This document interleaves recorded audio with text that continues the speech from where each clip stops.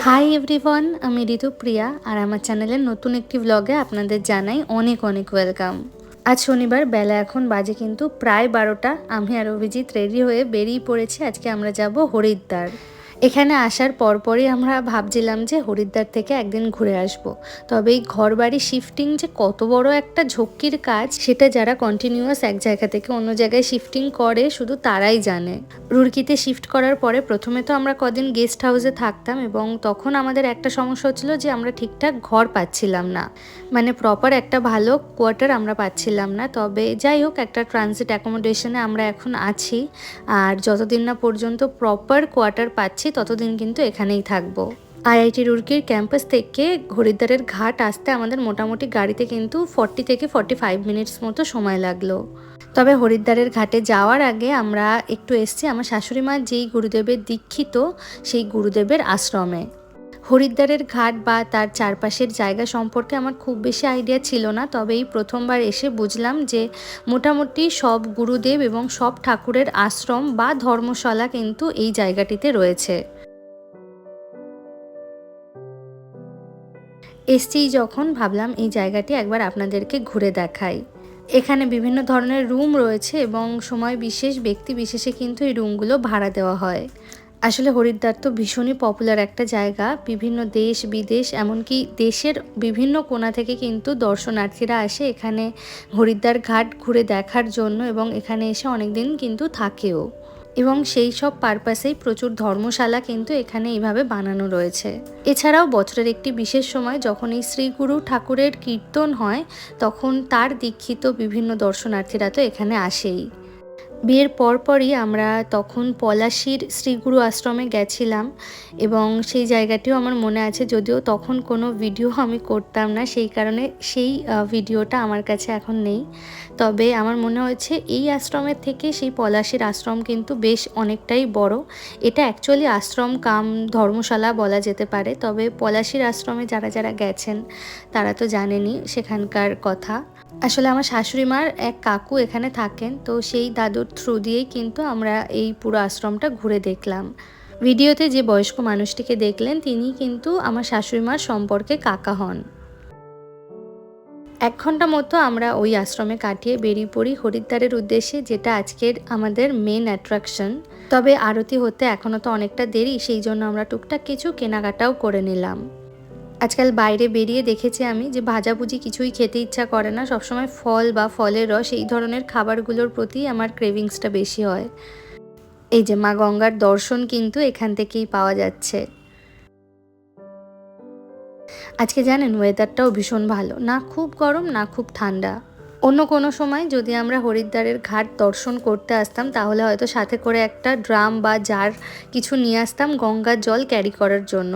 তবে আমরা তো এখন গঙ্গার খুব কাছেই থাকি, যখন তখনই ইচ্ছা হলে কিন্তু গঙ্গার জল সংগ্রহ করতে পারি। এছাড়াও আমাদের আইআইটি ক্যাম্পাসের থেকে একদম হাঁটা পথের ডিস্টেন্সেই রয়েছে কিন্তু গঙ্গা ক্যানাল, যেখানে আমি প্রায় প্রতিনিয়তই গিয়ে ওখান থেকে গঙ্গা জল নিয়ে আসতে পারি। প্রচুর মানুষের ভিড় আজকে এখানে। ড্রাইভার দাদা আমাদের একটু দেখিয়ে দিচ্ছে যে কোন জায়গাটাতে অ্যাকচুয়ালি গঙ্গা আরতিটা হবে। আসলে আমরা তো প্রথমবার এসেছি, কিছুই জানি না। আর এই সমস্ত দর্শনীয় স্থানে না অচেনা কাউকে কিছু জিজ্ঞাসা করাও মুশকিল। কে যে কখন আপনার পিছনে পড়ে যাবে তা আপনি বুঝতেও পারবেন না। পেছনে পড়ে যাবে কথাটা কেন উল্লেখ করলাম আশা করি অনেকেই বুঝতে পারছেন।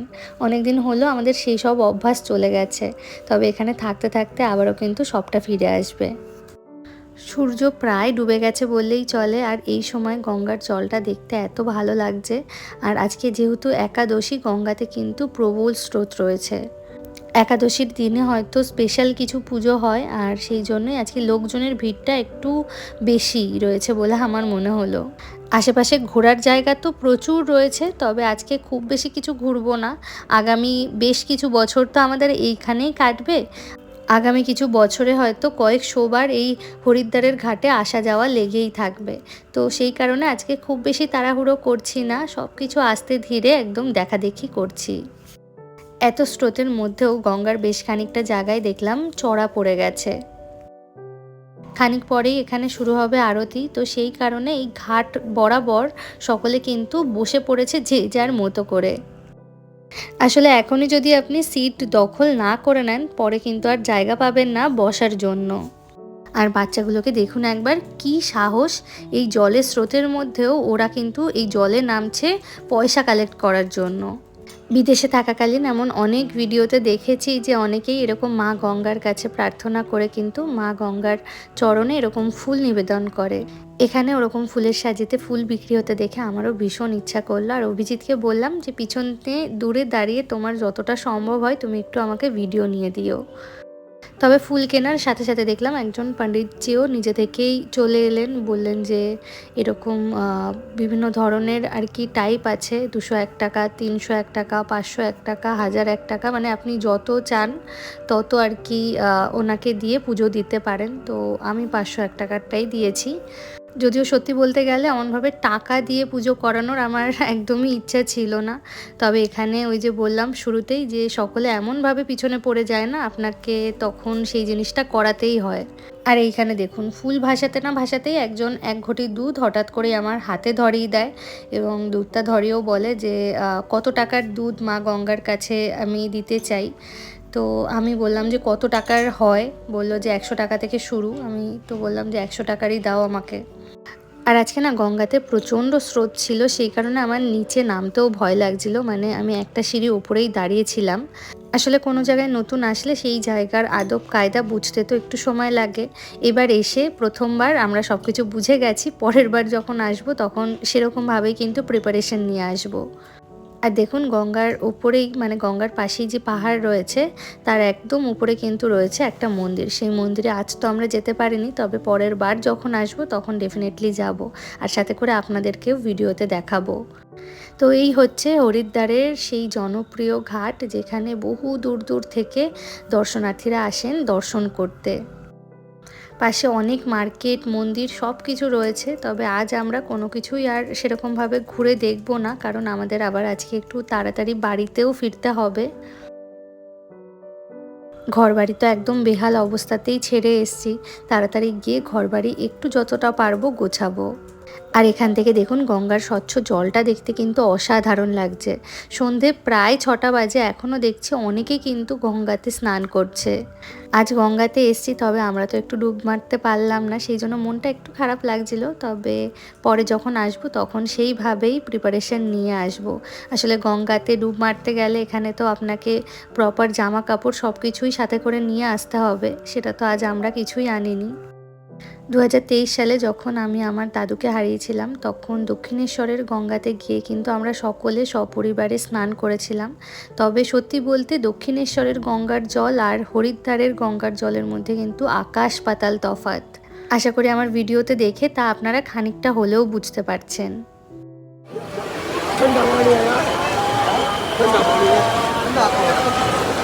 পেছন থেকে পাহাড়টা দেখা যাচ্ছে, অসাধারণ অসাধারণ। আর কিছুক্ষণের মধ্যে এখানে গঙ্গা আরতি শুরু হবে, আর দর্শনার্থীরা দেখুন ধাপে ধাপে কিন্তু সকলে বসে পড়েছে। সেই যে ভিডিওর শুরুতেই আপনাদের দেখিয়েছিলাম যে এখন থেকে সিট যদি আপনি না দখল করে রাখেন পরে কিন্তু পাবেন না। তবে প্রথম থেকে আমরা সিটটা নিয়ে রাখিনি, সেই কারণে দূর থেকেই আমাদের গঙ্গা আরতিটা দেখতে হয়েছে। চলুন একবার আপনাদেরকেও ভালোভাবে দেখাই।